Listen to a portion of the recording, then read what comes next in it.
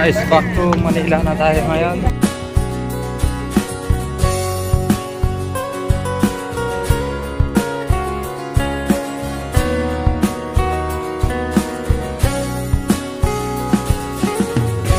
Dito tayo ngayon sa second floor.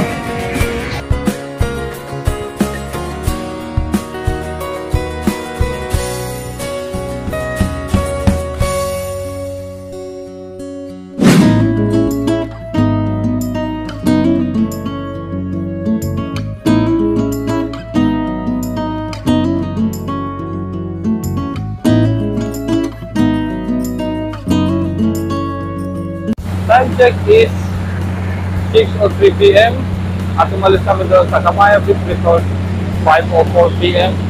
An estimated travel time is 2 hours. Mabilis naman yung barko sinasakyan namin. Yeah. Medyo malayo lang yung beach na pinuntahan namin at napakaganda ng sunset dito mga best friend. Yan o. Kitang-kita mo talaga. Tapos yun ang bundok ng Bataan Mariveles. So, napakaganda ng view dito. Sulit talaga yung travel summer namin ngayon.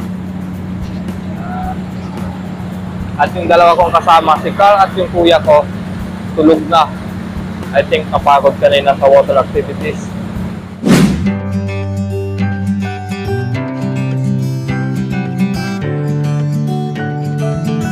Hours later.